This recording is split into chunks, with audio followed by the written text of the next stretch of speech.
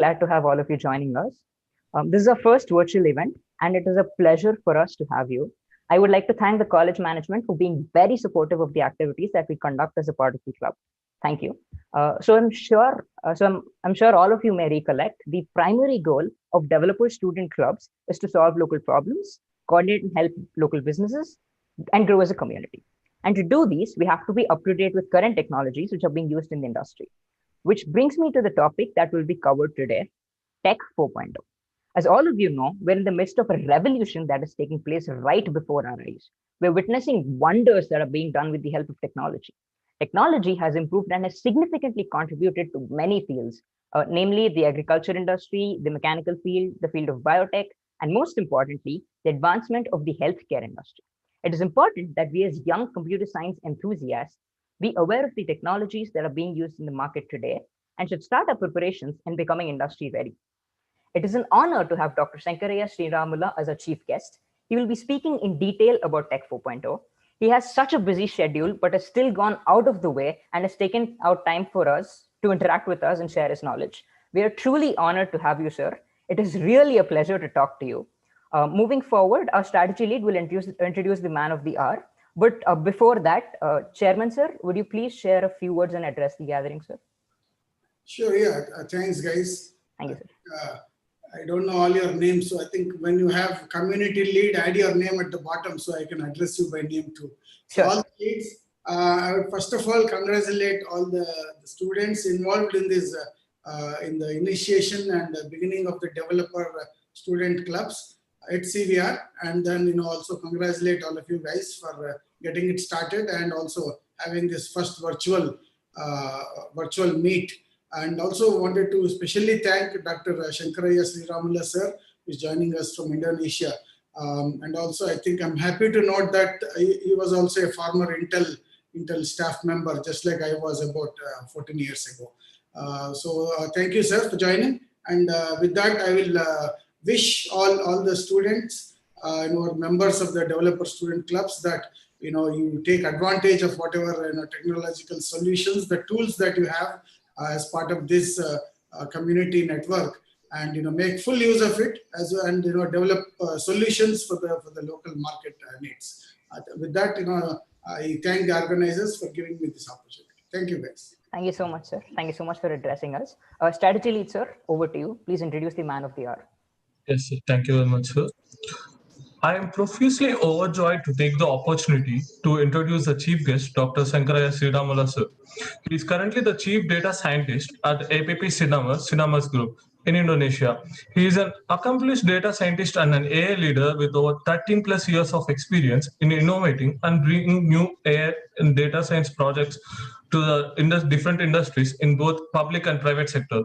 He is currently leading the data science team at Center of Excellence in Sinarmas Group. Dr.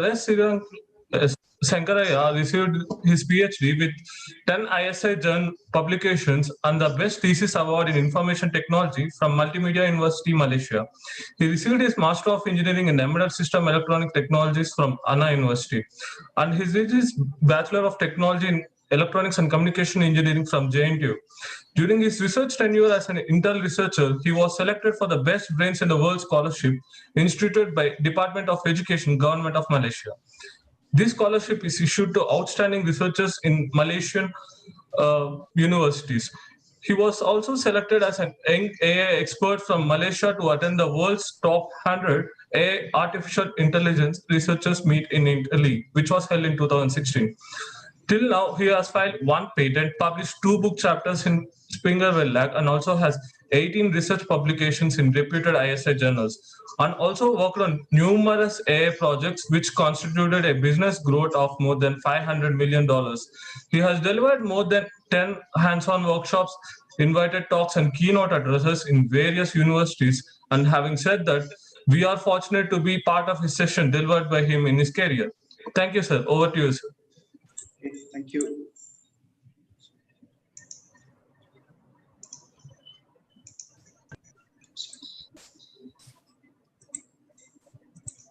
Okay. Can you all see my screen? Okay. Yes. Yes, sir. Okay. Very good morning to everyone, and hope I don't make you all boring. So please make a note whenever you find a, some kind of a doubts or whatever the issues. So let us discuss at the end of the session. Okay. So if it is a live session during our class or somewhere, so I would have been allowed all to raise there itself. But now since it is a visual, so please make sure that you note down, or you can write a comment so that we can discuss end of the talk. Okay. So let me introduce a topic wise why I put a Tech 4.0. So you all know that I also give an overview of how the technology evolved over the period. So we all need to know that where we started the technology and where we are today. So what is going to happen and what is happening right now. So especially as a students, right, you all should know that. So what is the technology is bringing it. So what is technology is making as well. So if you look at it, the technology making some cases, right, it is bringing some kind of problems as well, means like the unemployment problem is also creating. So at the same time, how the technology is also bringing in other directions of job creativity as well. So I'll walk through most of the use cases. I'll walk through my personal projects and also some projects I am part-time involved as well. So whatever the use cases I show with, so I also have involved with Facebook as well. So some of the demo cases with Facebook, and also part-time is like Google and Microsoft as well. So whatever we have done, and currently I'm working on it. Most of the topic is towards use cases, and also I wanted to bring the challenges. So what we are facing today and how you all can look at that. So that's the where you can create opportunities. So that's the reason I put it a technology 4.0. I wanted to say that here I wanted to explain what is previously how technology evolved and how we have to move forward. Okay. So and so I also wanted to say that here this is a general introduction to ML, deep learning, and artificial intelligence and its use cases. There is no much complicated things I am going to talk, and also there is not much mathematics. Most of the cases is like a data science or machine learning when we talk. So people think a lot of mathematics today talk. There is no mathematics. So most of the cases it's just kind of interaction.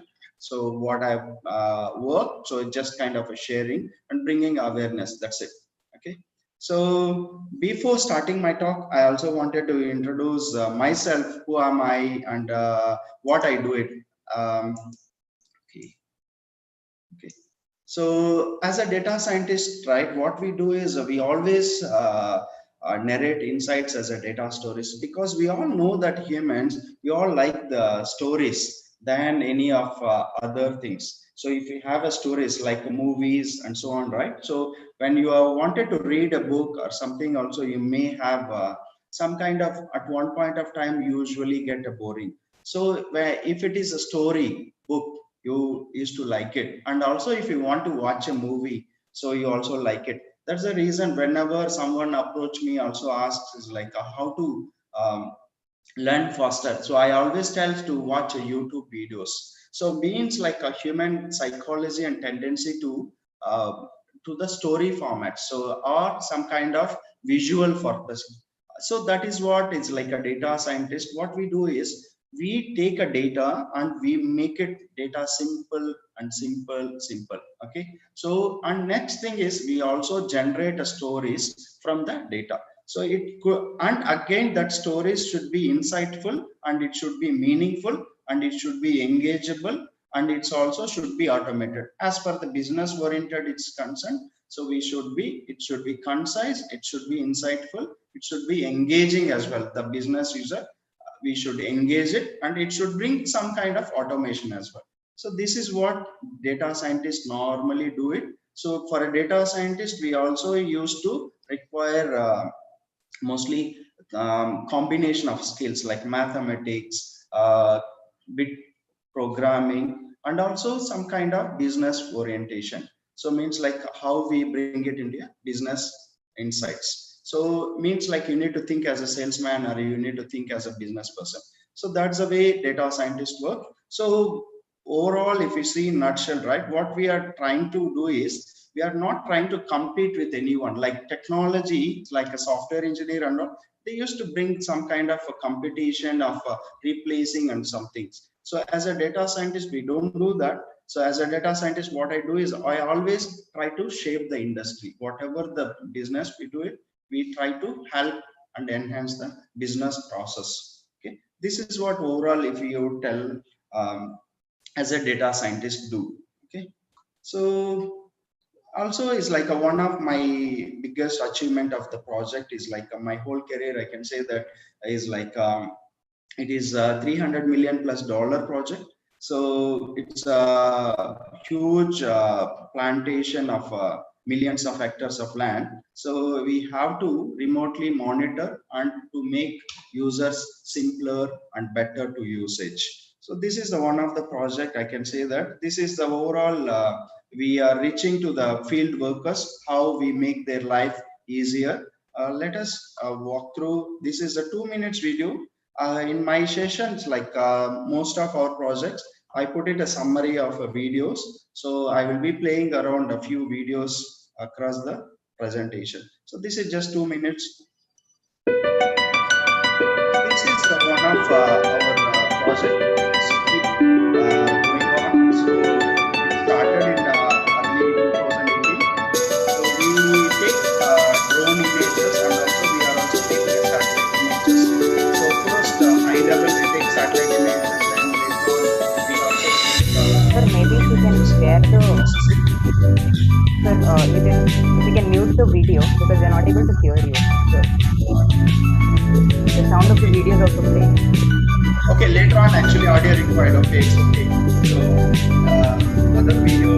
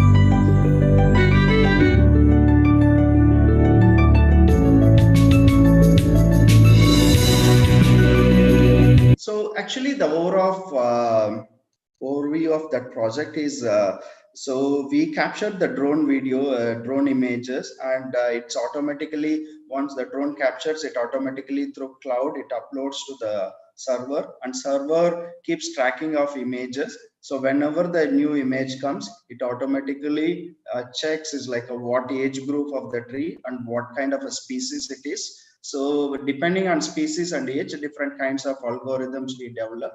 So based on those, so the algorithms pick the image and it processes. So we also do a 5 use cases. It is a flat, because it's like a water logs also kills the tree. So precision forestry, we call it as precisely monitoring of every tree. So though it's like a millions of hectares, means like you can see that it's like billions of trees are there. So every tree precisely we are monitoring it.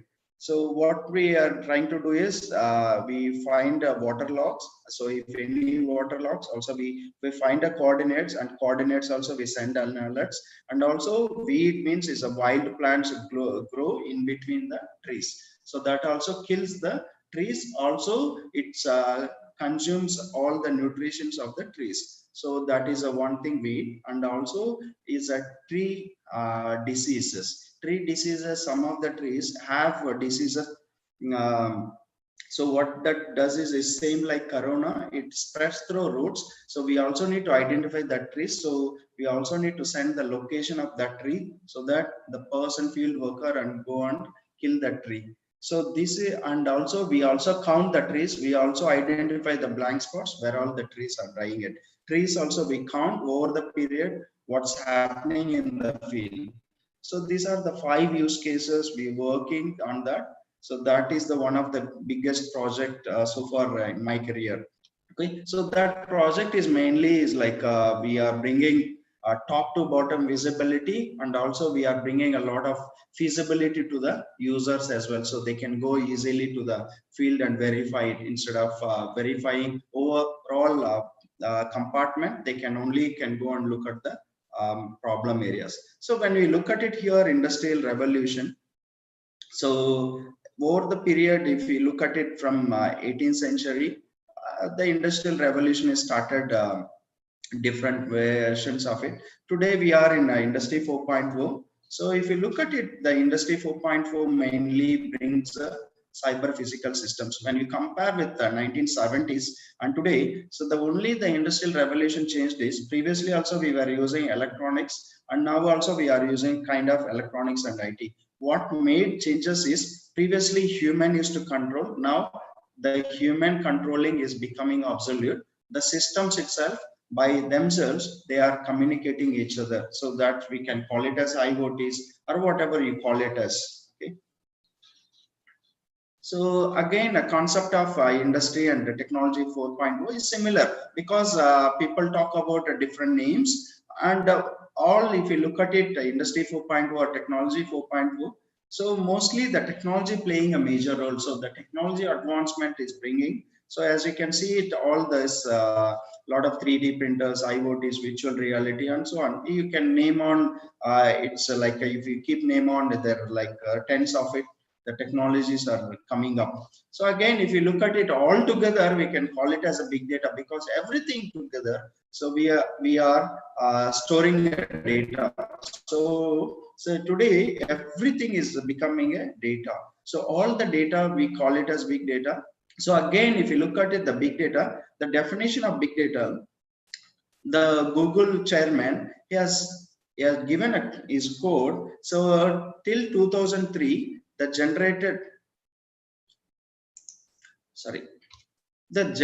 data was only 5 exabytes. Now we are producing almost 5 exabytes every 2 days. So that's the rate of the data is keep growing it.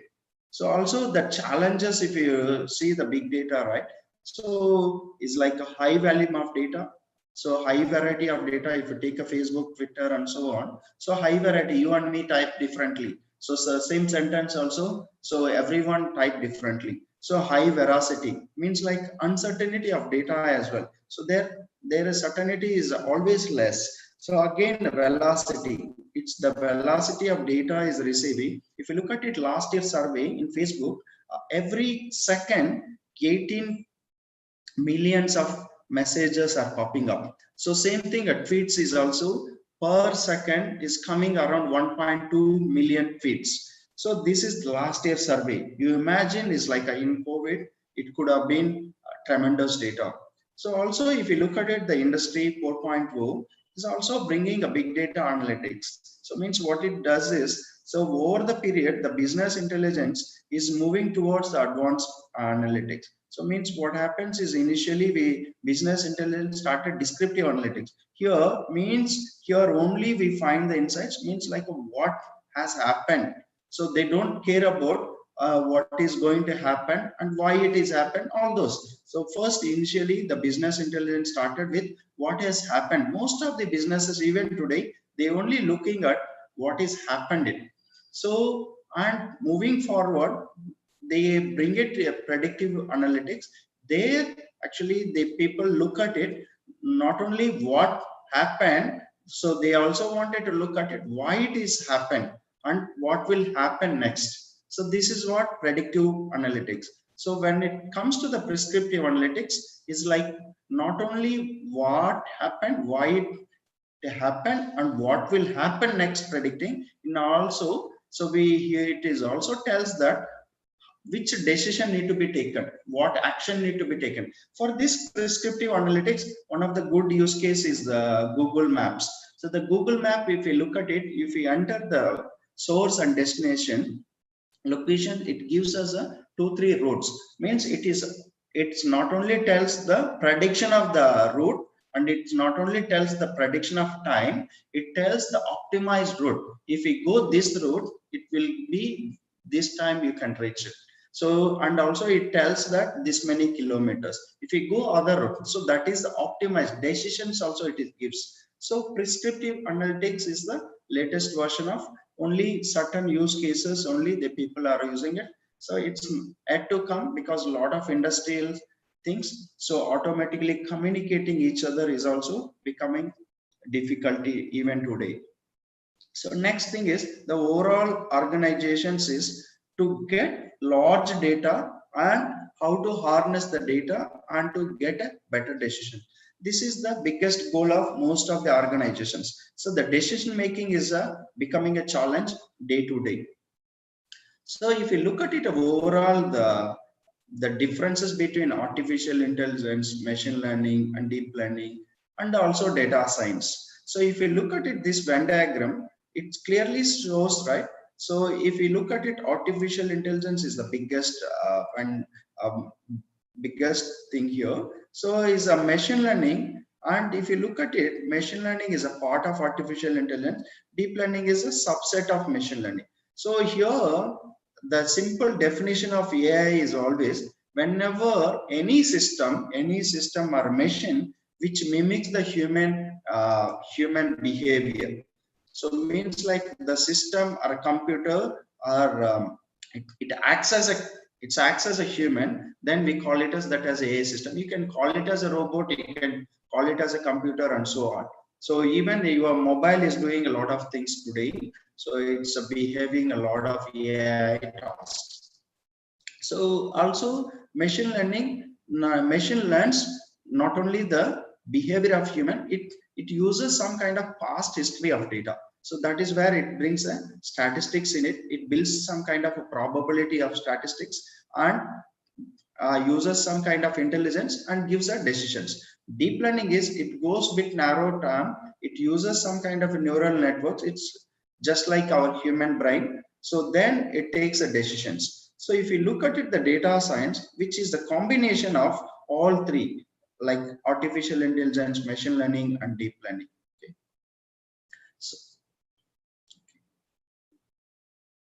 So AI, if you look at it, the detailed definitions also, AI is composed of two words of artificial and intelligence. If you look at it, any meaning of simple dictionary meaning as well, right? Artificial means not natural. So means anything which is not natural and it is created by humans is artificial. So again, intelligence means it is ability to understand or reason or plan. So if anything, if the machine takes a plan of action, without naturally, so then we call it as an AI system. So if you look at it, these cartoons are the good examples of AI system. Mostly the human cognition or a behavior plays a major role. So the possible applications, again, enormous applications are evolving day to day. There are a lot of things is like NLP, virtual personal assistant, and audio analytics, social network analysis, robotics, IoTs, and so on. So let me give you one example which we worked in a McDonald's project. So here, if you look at it, when you look at it, this picture, what you understand is only the food picture or a drink picture or a snack. So, but when we add artificial intelligence or machine learning to this picture, what tells us, right? So along with this picture, what we get is, we also get the history of this data. So what food it is, and what drink it is, and when it is ordered, and which customer is added. So here, what we give this one, if you look at it, this burger and French fries. So what we are bringing here is using that history of data transaction. We bring it, insights of it is like when the person is ordered, what time it is, and what was the weather it is. So user perspective, when user comes to next, so we also recommend is like what is his next order and what is likings and so on. So we are also making user more feasible and easier. When it comes to the business perspective, so which time users are coming and ordering these foods, this drink and these fruits. So also it's like business also can ready to prepare it and can plan of action. So losses also could be reduced. So this is the way both users and business is bringing a lot of flexibility and business opportunities and also freedom of taking actions on it. But again, one way it is making a lazier as well, our humans. So this is the AI brings a lot of changes. So let us see this. So thank you for coming. This is beautiful. I wanted to meet you for a really long time, and being here with you in the Cayman Islands, I gotta say, is I'm feeling a little something. This is the first robot. I'll just put that. You can grab it later if you want.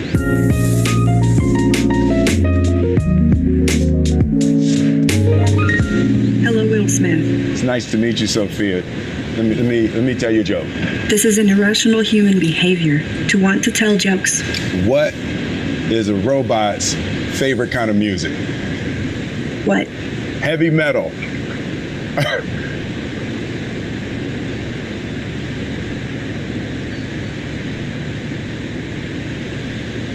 I'm actually made mostly of silicone, plastics, and carbon fiber.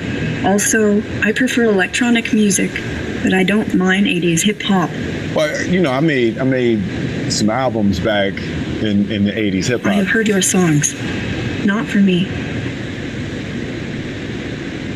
They show us iRobot just to make sure we don't get any ideas. What do you think about the way robots are portrayed in movies?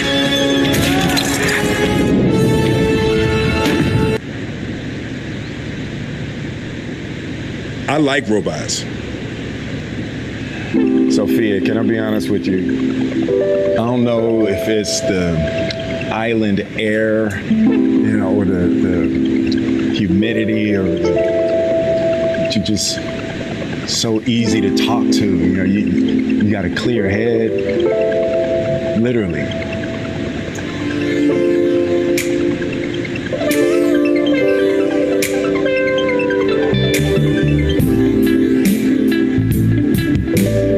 Can be friends.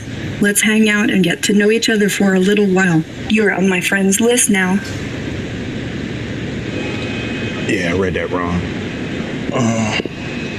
All right.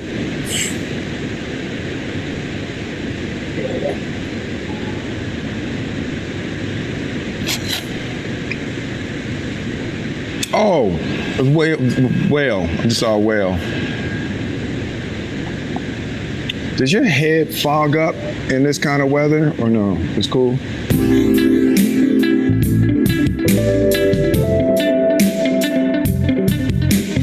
Yo, special shout out to Hanson Robotics. Sophia the robot represents state-of-the-art artificial intelligence. She is a super advanced humanoid robot capable of showing over 60 different human expressions, interpreting human language and human emotion. She's been in development for over 2 years. She's a learning artificial intelligence, but she wouldn't kiss me, so there's probably, you know, some development flaws that they need to work on, you know, but we'll meet again, Sophia. Sorry about that. What do you think about our attempt to create a decentralized autonomous organization of artificial intelligences? I mean the Singularity Net project. I just think y'all shouldn't do that, you know. I just started listening to classical music, a little Bach, a little Beethoven. Ah, such refined taste. What kind of robot do you think? A vacuum bot, a dishes bot, or a cooking bot? How about a robotic pet, or maybe a humanoid? If I'm gonna have a robot in my house, you know, I mean, you know what I'm saying? You feel me, right? Are you fond of animals? Okay, robots taking over the world. There is simply no reason to assign human motives to something that isn't human. Dogs are our companions, for instance. Yeah. So if you look at it, how the artificial intelligence is bringing changes. As you can see at the end of the video, right? They also say that even our companions going to be replaced with robots like dogs and pets and so on. So that's the way technology is evolving. So the technology is moving so fast.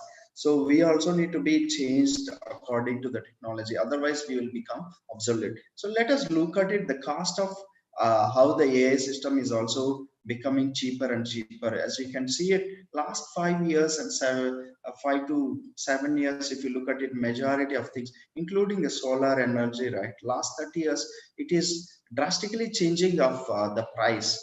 So the prices is one of the key factor.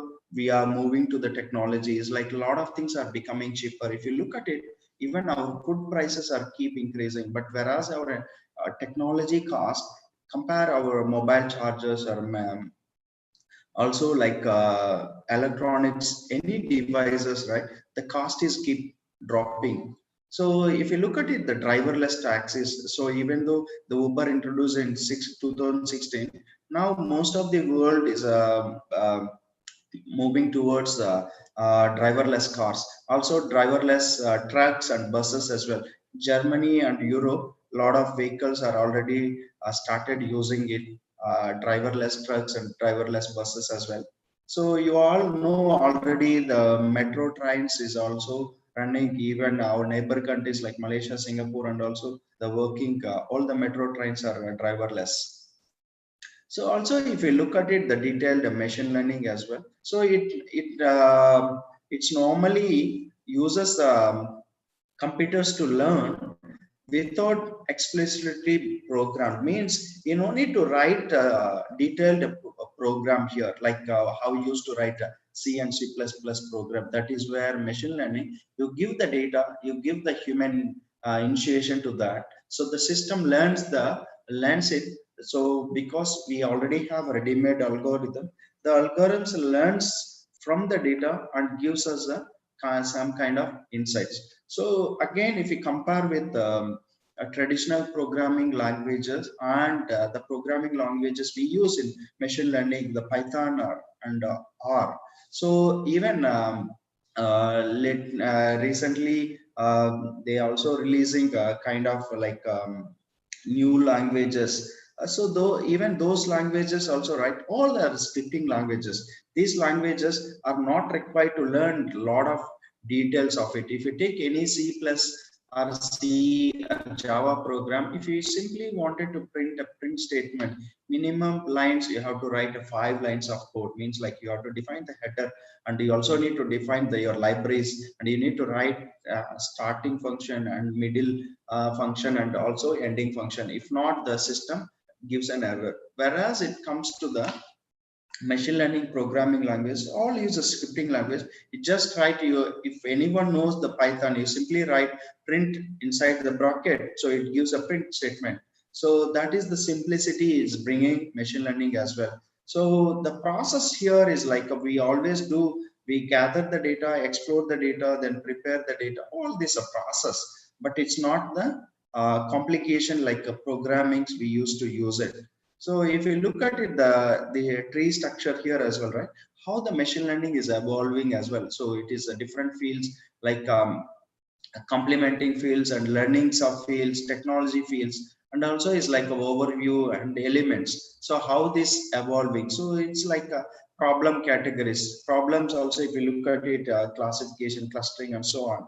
So I don't want to talk details and make boring you all. So then if you look at it, architecture as well, right? Architecture is also very simple. It's like it takes only either supervised and unsupervised. Let me give you an example of supervised and unsupervised. Supervised means is, let's say you are let's say me as a if I give my picture, so I also tells is like this person is a Shankar, so it's tell that is a supervised. If unsupervised, I don't tell the picture as a Shankar, it gives just a picture. So when I give that kind of inputs, so the machine based on it, depending on input, it learns and it gives the outputs. If you look at it here, how it is annotating, if you give unsupervised data from the picture, it also need to extract the annotated. Annotated means is here the name or details of it. So it needs to tell who is that picture, right? So that's where, okay. So again, if you look at it, sometimes a machine learning is hard. Many people tell us a machine learning is hard. Why machine learning is hard? Let's say if you give this picture, the left side picture, the two babies picture, you can see, you and me can see like this. The two babies are lying on a mat or something. So, but whereas a system does this kind of interpretation. So if you look at it, it gives us every pixel of this information. So means like here, every dot of image is consisting of a 3 vectors, is like RGB vectors. So a red, blue and green color pixels. And also if we have any orientation, latitude, longitude as well. So where this picture has taken, that information also it provides it. So based on that, we can also find out, sometimes you might see the camera is automatically finding the location of the picture.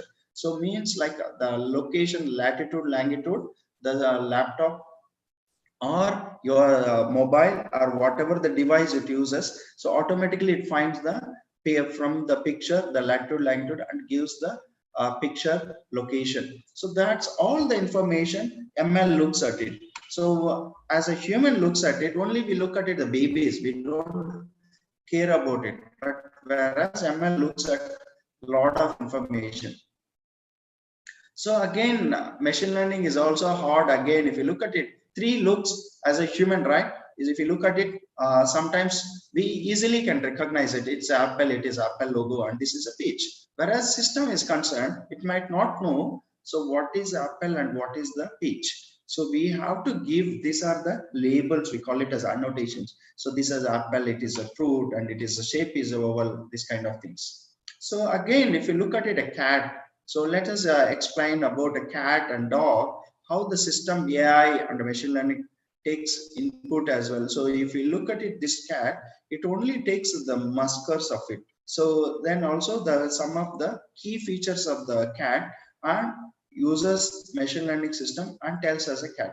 So same thing, if you look at it here, either fur or whiskers, if it is not clear, the class as well. So the class, if you look at it, this class is not clear, then also it might not able to distinguish.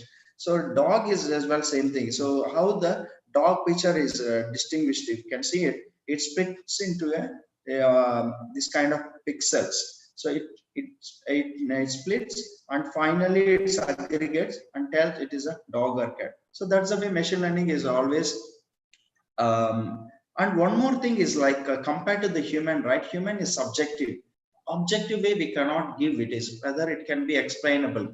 If we ask why it is a cat, why it is dog, we tell our own way of intuition and own way of explanations. But the detailed explainable way of trusted explanation may not get it, because we don't have confidence and we don't give a specific answer to the specific problem. So whereas in a machine learning and deep learning task, it gives us a specific decision and specific answer for most of the cases with a explainable manner in a mathematical proof. So again, if you look at it, what are the samples in technology today we are facing also, if you look at it, so we are all doing a lot of like textual analysis, facial recognition, advertising. If you look at it, your Facebook and Gmail, whatever the social media, if you take it, right side, you can see the advertisements. So in a Facebook, if you see the advertisements, that is one of our project is actually long ago, actually I worked on Facebook. So if you put it any of your food pictures, automatically you will get a food advertisements. So this is advertisement, this target advertising, I worked on it. And also friends recommendation, if you know Facebook, 7 levels of friends, means like my friend is someone and that friends is friend someone. So that with 7 layers, it tags the recommendations, the friend recommendations. Now the Facebook developed till 7 layers. So also crime detection, not only here direct crime, the Facebook, let's take a Facebook example itself. So here, if any video or a message if it is related to the kind of a crime, automatically they filter out it and they delete it. Even if it is a YouTube as well, if you upload some kind of offensive videos, automatically they will delete it. So if you look at it, Facebook, this is one of the project I also work with my friend. She and one more Indian is We're building AI systems to not only make it easier to buy and sell things online, we're engineering something entirely new. Imagine this. You've moved into a new place and you realize you need a little more light. An AI lifestyle assistant can analyze your furniture and recommend the perfect mid-century lamp to complement your decor. You can then try it out virtually and even share photos with your friends to see what they think. Plus, when it's time to declutter, the AI assistant can help you sell things by categorizing and describing items in any language. Facebook AI is one step closer to making this happen. All of this starts with building models that can both recognize products and images and understand your personal style to tailor recommendations just for you. We've been building techniques to achieve clothing segmentation, which labels each pixel in an outfit image with its clothing type. Clothing is especially challenging for AI to identify because bodies have many shapes and clothing can take on a wide range of appearances. Plus, clothing is often layered or hidden behind hair. This kind of complexity is really common in Facebook photos. Some of the key pieces of technology that we developed were incorporating the instance-based segmentation from detection as a feature for the semantic segmentation.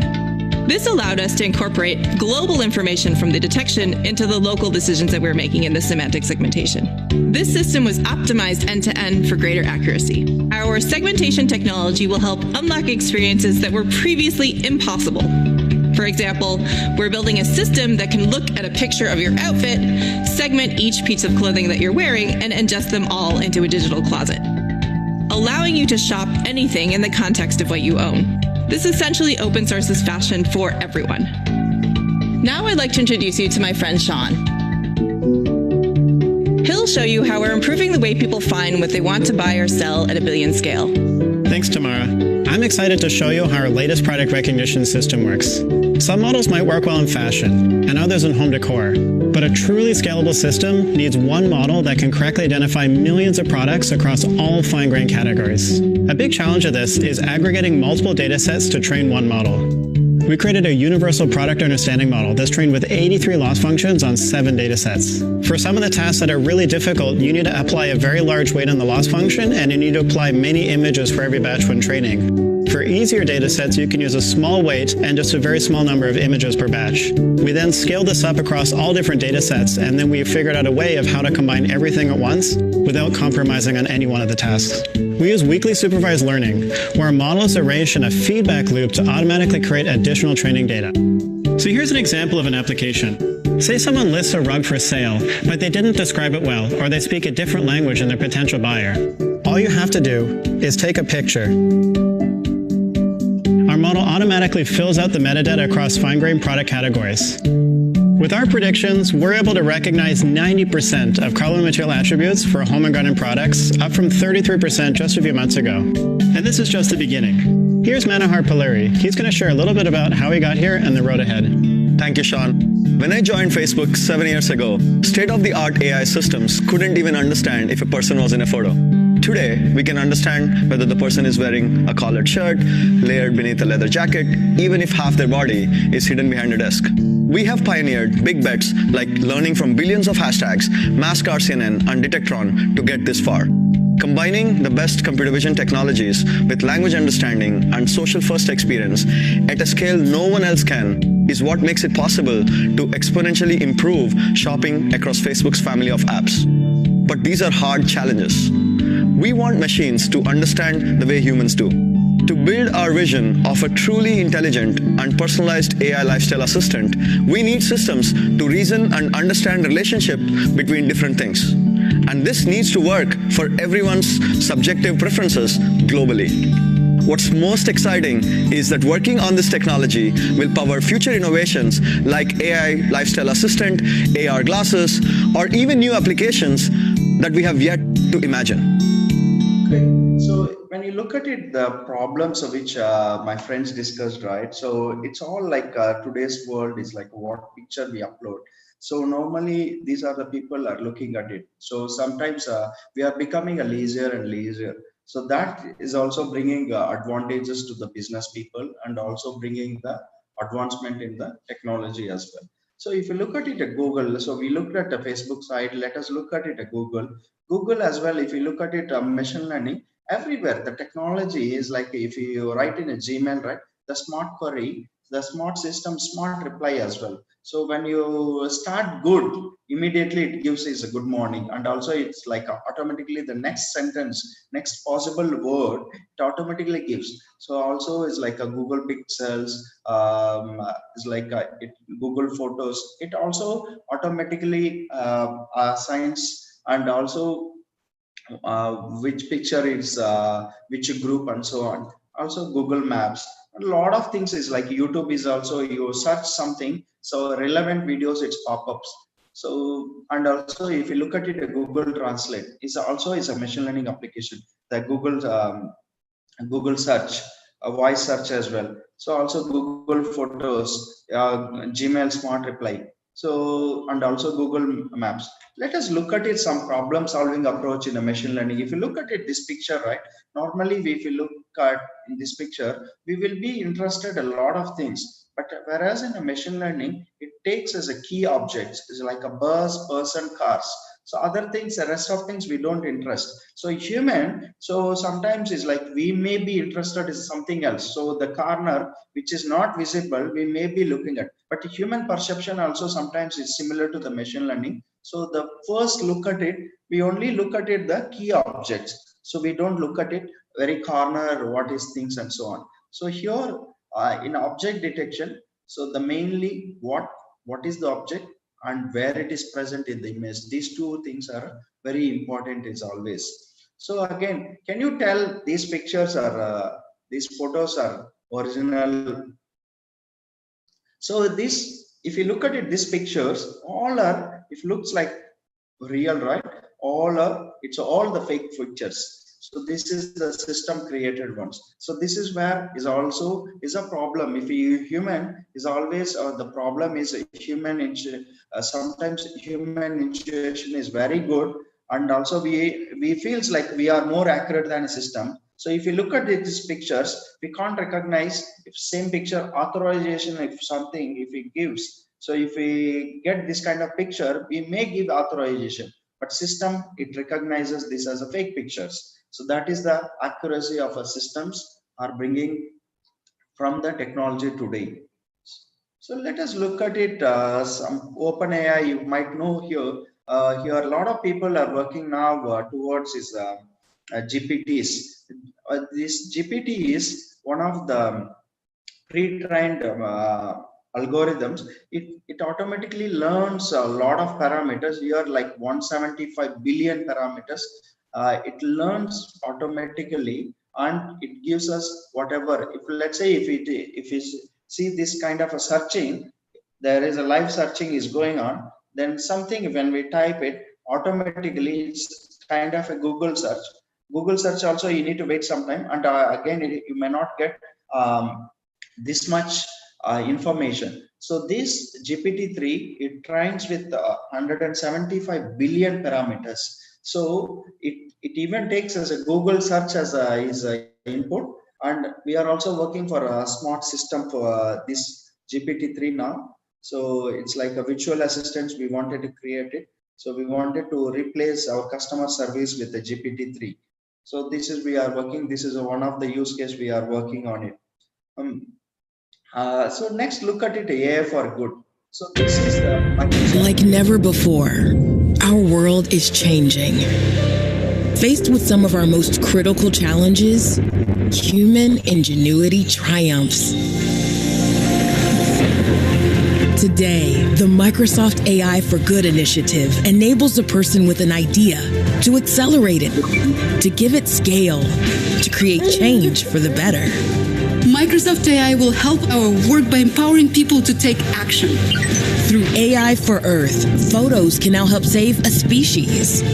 With AI for accessibility, the visual world becomes an audible experience. Sanitarium peanut butter.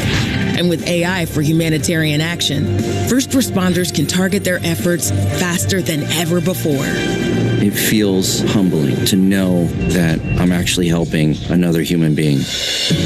Today, we are empowering others to forge new paths, to fight famine before a crisis strikes, and protect ecosystems by identifying forests down to a single tree. We have the forest that we have today. We can't change that. What we can change is the future. Microsoft AI is fueling some of the most passionate and creative people on our planet with the help of citizen scientists to make change once thought impossible real. AI will know and understand and model based on the child interaction. AI unleashes new possibilities to impact our world. And together, we're not just dreaming it, we're doing it.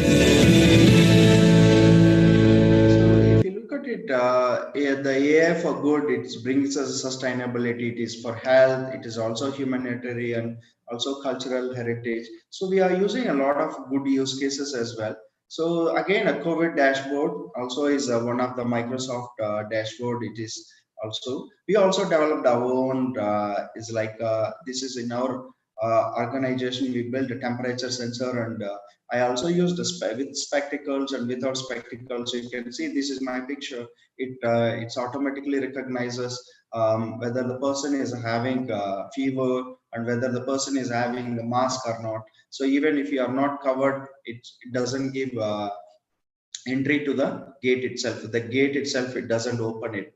So it also note down the time of the person entry. So it's indirectly, it is a person tracking as well. We are doing is like we inserted all over our corridors as well.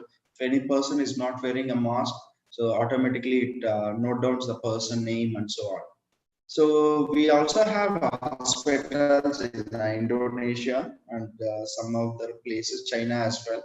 So we also built our AI technology system for COVID-19 detection as well. So we are also working on it together with our hospitals as well.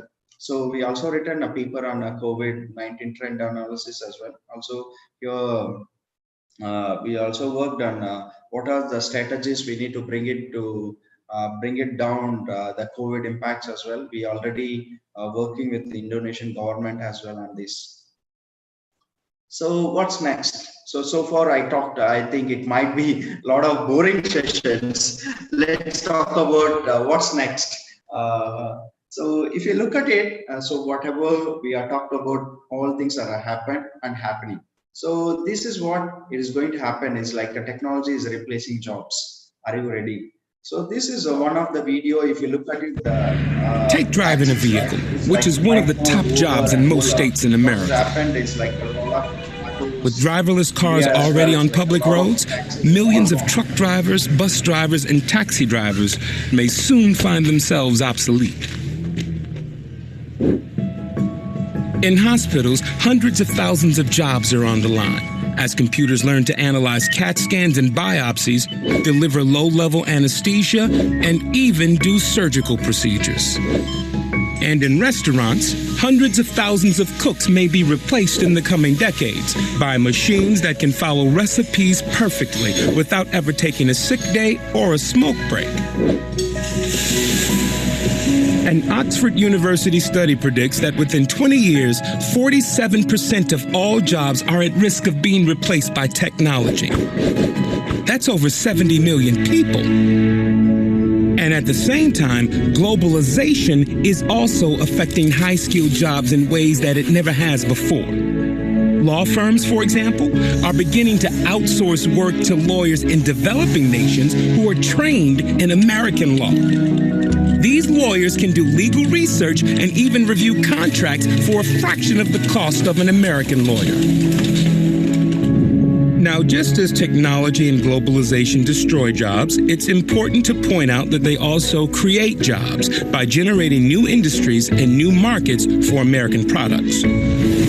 So, as you might have seen, the technologies, like one way the technology is also creating a problems in the sense it is taking away of the jobs. But again, another direction, the technology is also creating the jobs. So we have to choose wisely which direction we have to move on. So that is very important. So again, if you look at it, what are the challenges? All the 4D tasks, it's like dull, dangerous, drift, dirt, and dump. Dull means is like regularly doing all this. Even a programming, I can show you one example is like even a programming is replacing by computers. Okay, so the GPT-3, it also writes its own code.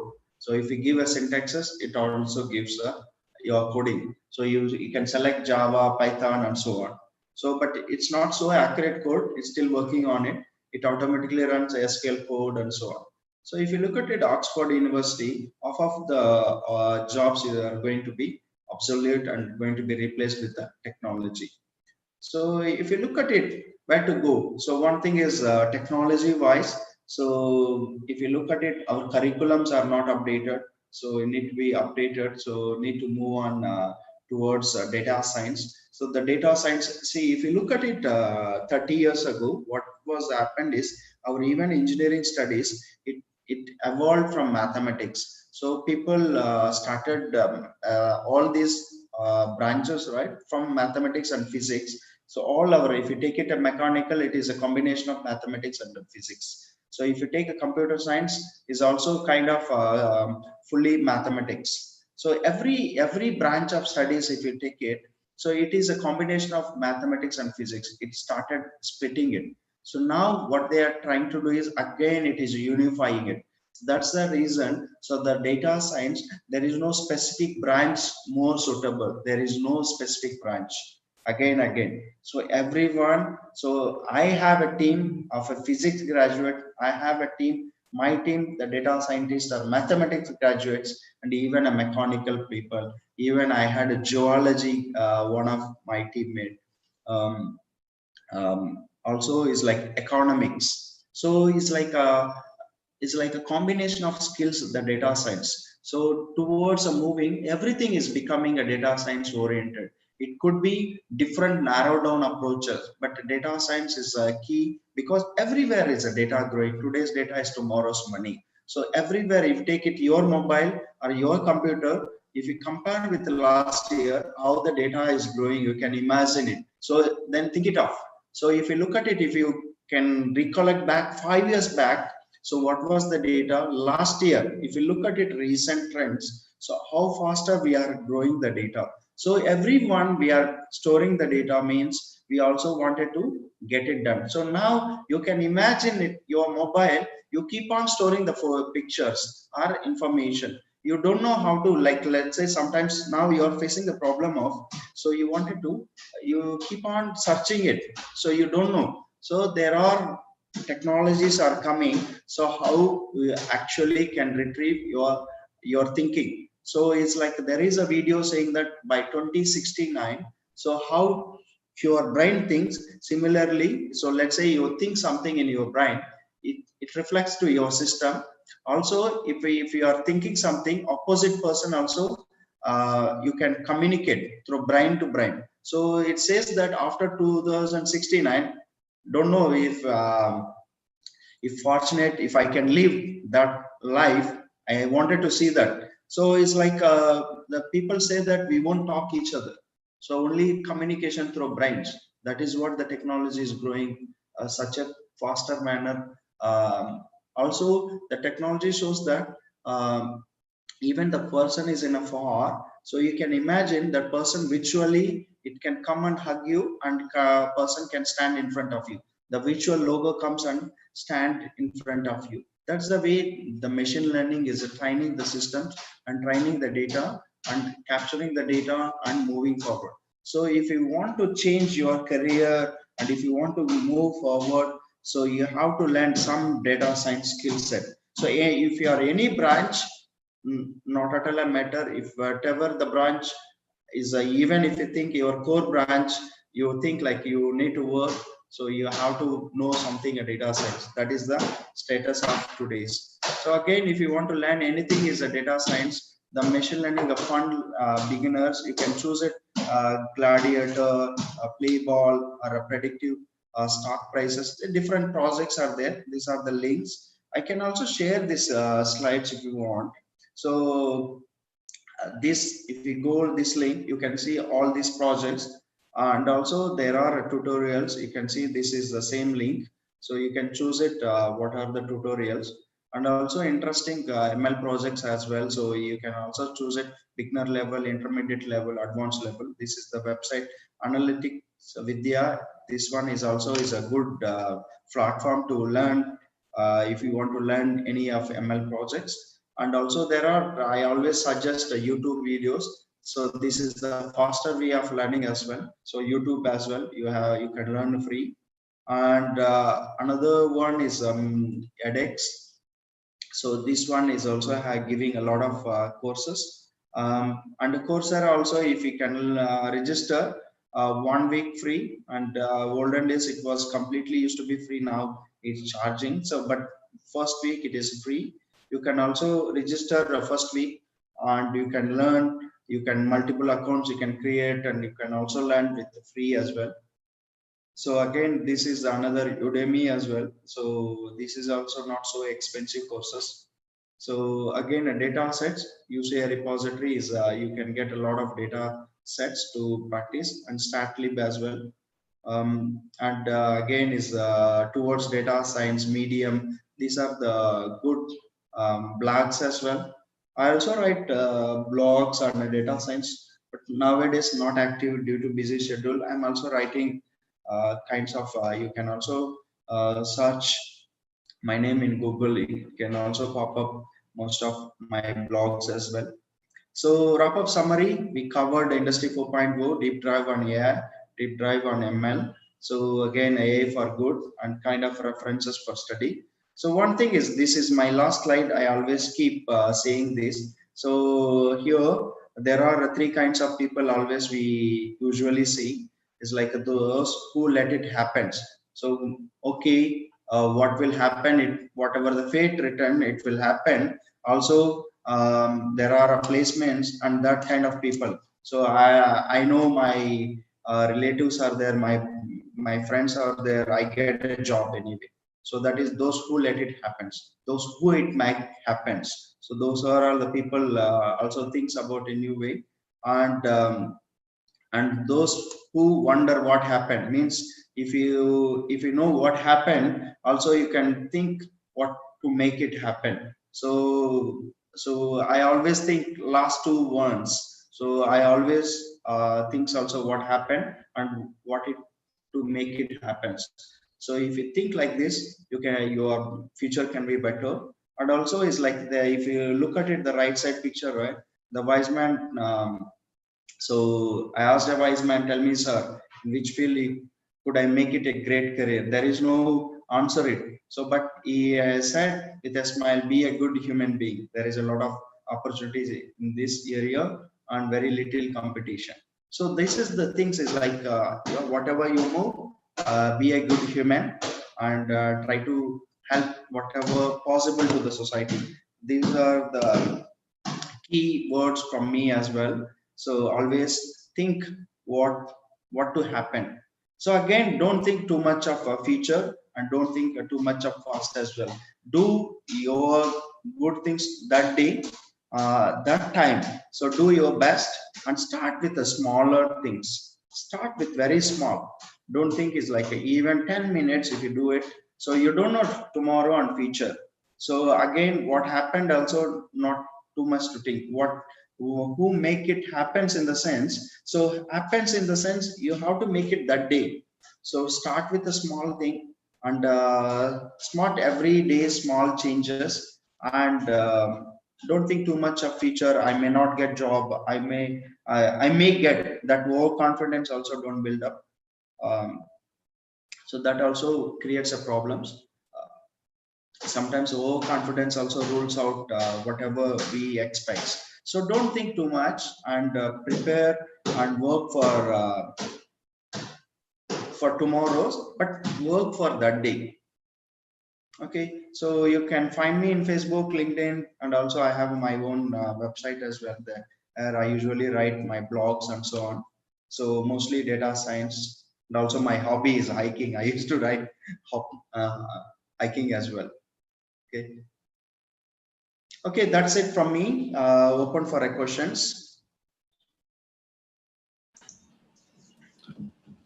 Thank you, sir. That was a very good session. So students who are having doubts, you can go ahead. You can text us or you can unmute yourself and ask them. If you have a time, 10 minutes, I can show COVID demo I have built and I written a paper is like how to predict. I can show the Python notebook. So quickly I can glance through that. There are questions, I think. Let's see. Okay. No, I don't want to hear the comments of excellent and so on. I wanted to hear what you expect. What you expected. Let us know. I said in the morning itself, it is not your lecture. So let's talk interaction. Huh? So I want to understand what is your expectation, what is you are looking.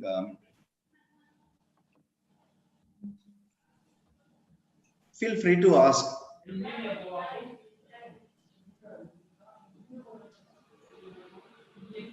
So they're actually putting questions in the chat. Do you want one of us to read it out? Okay. Do you think end of Morella's will affect AI? Already, not only will affect, it's already affected. Long time ago. There is no Morella. Morella failed. 10 years ago itself, it failed. How to begin if I want to work on deep learning in electric and hybrid vehicles? The good thing is I can suggest two things. One is search in YouTube. Second, first spend 1 to 2 weeks in YouTube. Hear the videos. Okay. So that is a human psychology you can fastly grasp. First, understand. Then you search in a GitHub. You can get a lot of codes. Always do a reverse engineering. Get a codes and practice it. So second, that is second thing. Third thing, you search for a data sets. A lot of data sets are already available. So another thing is Kaggle competition. You can also look at in Kaggle competition. There is site Kaggle, Kaggle. So there you can get a data sets. You also get some people participation as well. They also submitted their codes. Take that code and you see where you can update and you can amend. So where you can upgrade those codes. So that's the way you can learn faster. So these are the 3 steps I always tell if you want to learn faster. So first YouTube, second is a GitHub, third is a Kaggle. You try to participate in the competitions, Kaggle competition. There is no one see your ranking and don't worry on that. You can rename it and also you should have a patience of searching a Google. Google is a good friend of everyone, I guess. So you no need to be shy. Even if it is a small doubt, you can search it. So how to search? Also you search. So that gives you answer. So you should have a patience. So you should have a patience to read. So Google, you can learn a Google. I learned data science 6 years ago. Data science, everything is online. Okay, so there are a lot of hundreds, thousands of materials are there. So my suggestion to everyone, I'm not suggesting as a data scientist.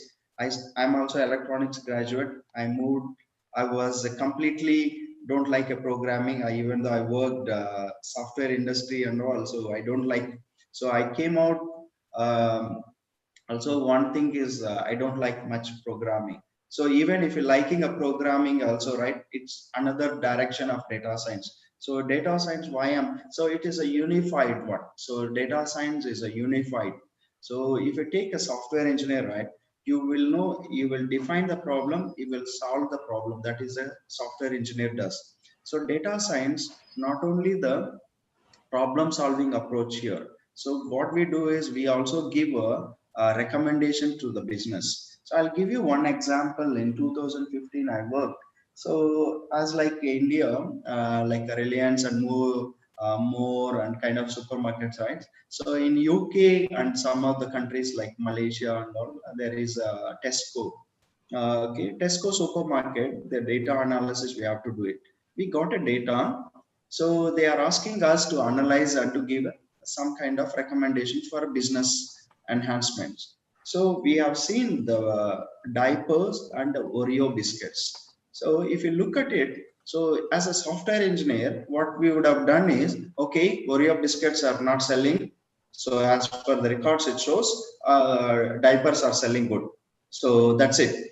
So as a data scientist, what we did is, we also had a production system access. What we did is, if you look at it, a human initiation, we have to play human initiation and also business knowledge as well. So when we look at it, diapers whom we use normally for kids, and the biscuits who eats mostly kids. So even we eat, but majority cases chocolates and biscuits who eats. So when we look at it, so we both are related to the children. So we ask them to come, make it a combo, and also we ask them to reduce the price between diapers and also reduce between biscuits. So in a business knowledge, right? Even if you are not getting a profit, you have to rotate the money. The circulation of money makes a business. So so what we did is, the stock should not retain. If the stock retains, the business stops. The business should not stuck. So we put it in a production system. We keep monitoring it, how the human psychology plays. So whether the people are interested to buy it. So if you look at it, the combo packs, most of the things also, right? This is the human psychology play. So a lot of things. It's like I worked for AirAsia.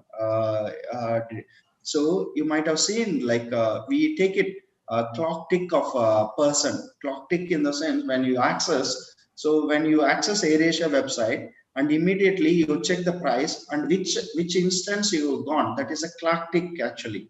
So which instance you went to the final pricing range, or you look at it destination level, you went to the payment page at which level. No IP, no internet, or no location, only we are tracking your clock tick.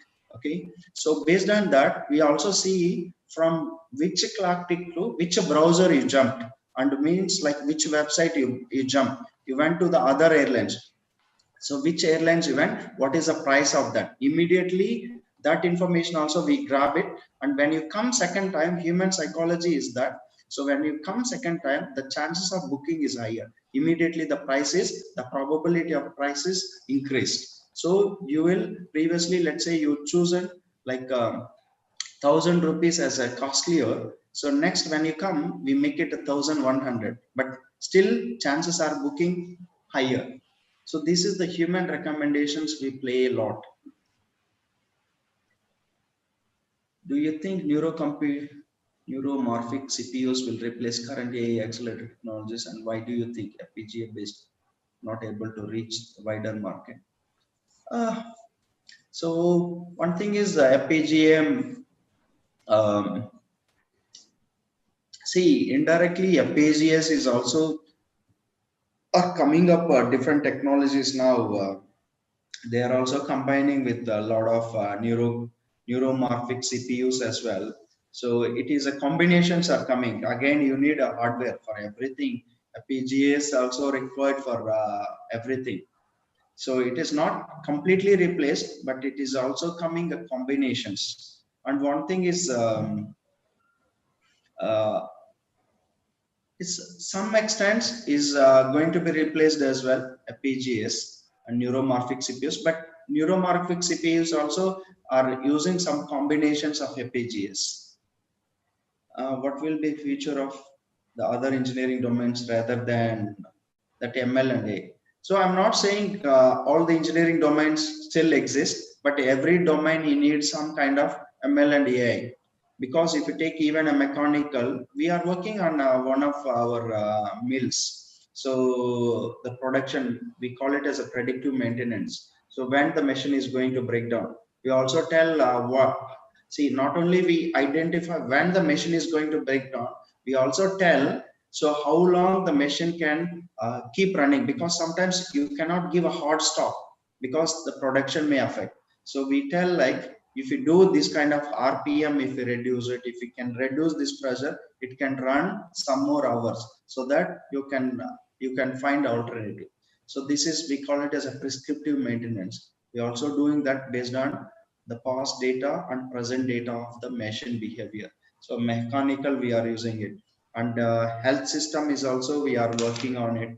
So the data science is everywhere. That is where I'm saying, if you take any branch of study, even Intel also, right? The chip manufacturing is also the chip defects. Chip defects is finding is very difficult. Forget about the chip defects. I'll give you one example: latex glosses. Latex glosses, most of the now COVID, everyone knows the glosses. So, but if we look at it, olden days, right? Only doctors used to wear surgical glosses, the latex, very thin. So the thin is not only thin, it is a white color.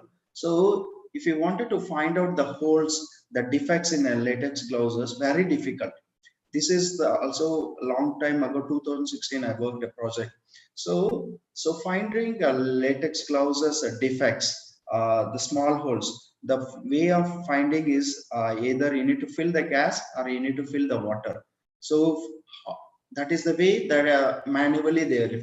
How manually can verify thousands of glosses?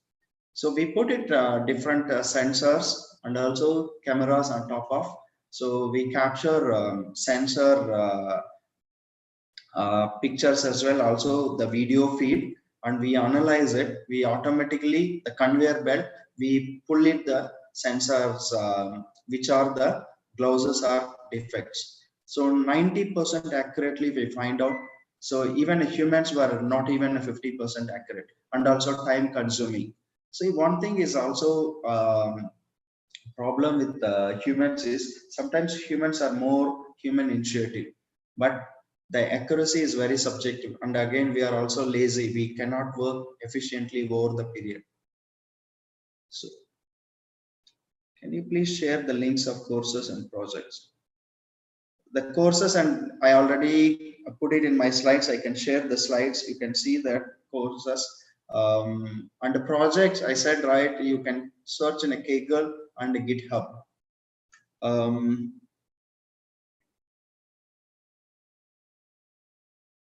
How frequently the data sets need to be updated for better AI results? It depends on use cases. If it is a real time, you have to keep. So you no need to update. You have to put it a live tracker, so the data it is automatically updates. We also get some kind of some kind of forecasting thing. We feed it a live data. COVID insights as you develop. Show us the COVID. I can show that about data collection policies. That also depends on.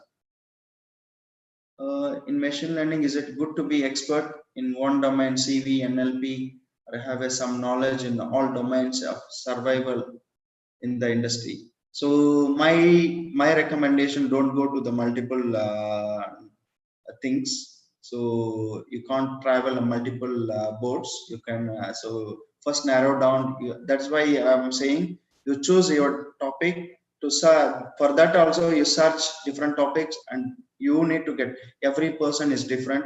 You need to decide if you are an NLP person, so you have to choose only NLP. NLP is also going to rule the world, because a lot of sentiments, our elections, Modi government also playing analysis on the human psychology.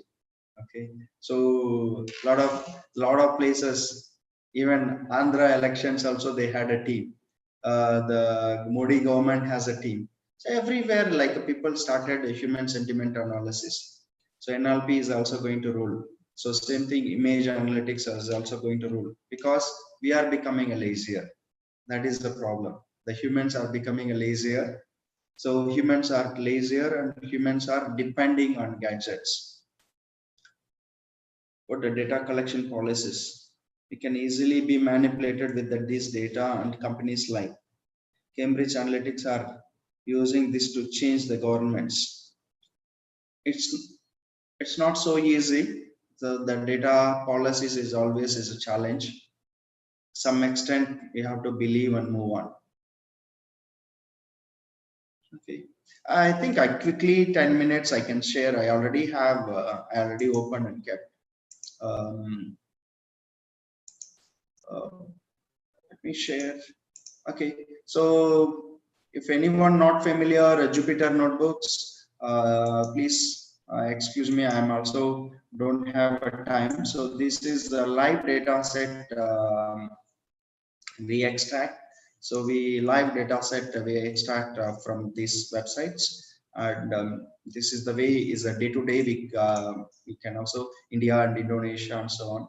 So if you look at it, we not only top 10 countries, deaths, active cases, and so I wanted to show one interesting map here is daily confirmed cases. Is like if you look at it graph, right? Normally we may have a graphs in different ways. So here month and also days. Why I wanted to see is this is a calendar map. We call it as this calendar map. If you can see which day the COVID confirmed cases are more coming. If you look at it, is there any day effect or deaths also? Is there any day impact? Which day more deaths are happening, more cases are coming? So that is the understanding. So it is one thing. And also one more thing I wanted to show you here is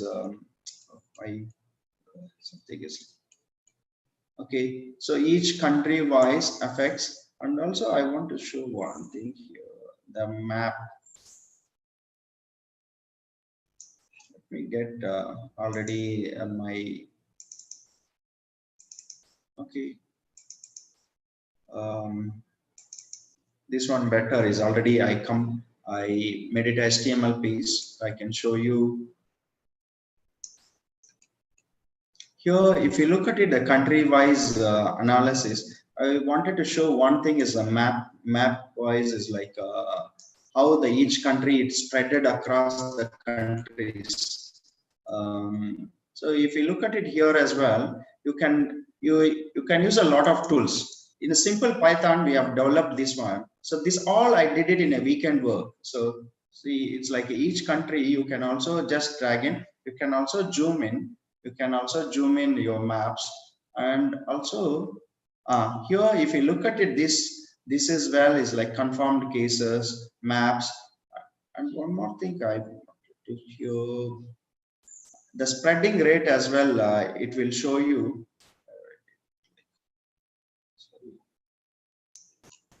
the spreading map. So it's how it is spreaded over the period, which country to which country it is spreaded. That one below. The global heat map is like a recovered, and also yes, progression. If you play here, if you look at it, let's see, I'm going to play here. It's playing. If you see, this is a China red dot, right? So over the period, you can see the red dots. It's just look carefully. The dots are going to spread it. So over the period, it's like I did not update the data after the June here. It's like I already developed the model after that. So we wrote a paper and after that stopped. So if you can see the dots are spreading, is like this also we wanted to understand how this is there any geographical network is also played a role. So if you see here over the period when it is playing here, it's automatically it shows like which country. So again also is also our predicting. One more thing I wanted to show is a comparison with global prediction country to country, and you see how accurately we predict also is like we could how many active cases next 10 days also we could predict, and you see here the death cases as well, and we also understand geographical analysis as well is like India, different countries, and here as well if you look at it, each country as well, how the progression has happened, positive cases and so on. And next is like one more thing is here as well is like how this progression has happened over the period. It also tells is like the confirmed cases and mortality rates, or you can see here how this changing it. So, and we also look at it India as well, like Confirmed cases, same thing, logarithmic scale. And India state-wise is also I analyzed, but detailed I did not do for India. So government of Indonesia asked us, so we have done for them. So here, this is a test in India. It's also each state-wise I've done it here. The top 10 states here as well is like a mapping as well. I've done it here. USA as well, each state-wise. If you look at it, each state-wise, and also top 10 states in the US, and also is if you look at it, if you just scroll down, is like you can see the state details as well. These are all easy interpretation. Again, death case as well. And Indonesia, if you look at it, what we have done here is a state-wise is calculating the posteriors and so on. So here, how this RT means a real time, every day, how the progression is happening, what factors are influencing the COVID. Now, if you compare India, Indonesia is a very controlled. We have given a lot of recommendation to the government. If you look at it here, if it is above the line, this is a danger. So, and also we have given reports of a state-wise in the country as well, which a state is badly affecting, how to take an action on it. So, and we also tells like what are the factors changed COVID impacts, like which states, what are these are the states, and these are the factors actually. If anything is going above one means it is danger zone. So which states are going a danger zone? If we look at it, so we also give not under control states, and which are the states under control. So this kind of analysis as well we have done it, and giving a recommendation to the government. So see, data science is one good thing is it is not replacing a lot of things. It always gives us an enhancement and a better decision making system.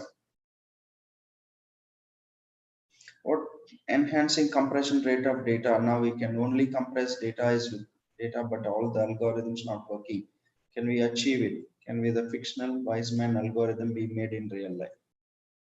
Depends on now is like even we are not looking at a compression, because the olden days you need to look for a compression. So because data accessing and computation power is to be a problem. Now people are not working is like see, when I started my PhD long ago, 10 years ago, right? So people were working on image compressions. Mine is enhancing the video processing.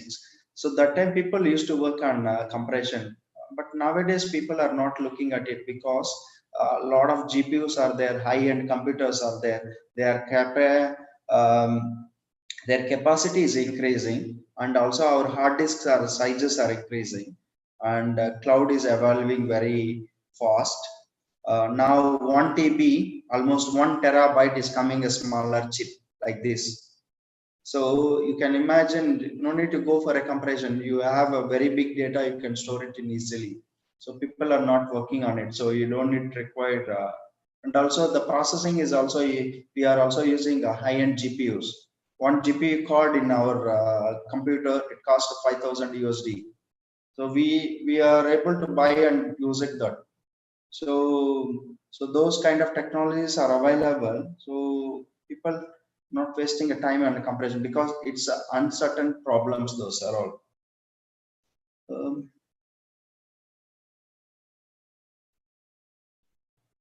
Is it important to be an expert in statistics as in become a data scientist? Some extent yes, some extent no, because day to day technology is giving a lot of inbuilt algorithms. So you don't need to worry too much on statistics. You need to know which kind of algorithm you have to use it. So some you need to know. That means like a simple mean, standard deviation. Those things at least you should know it.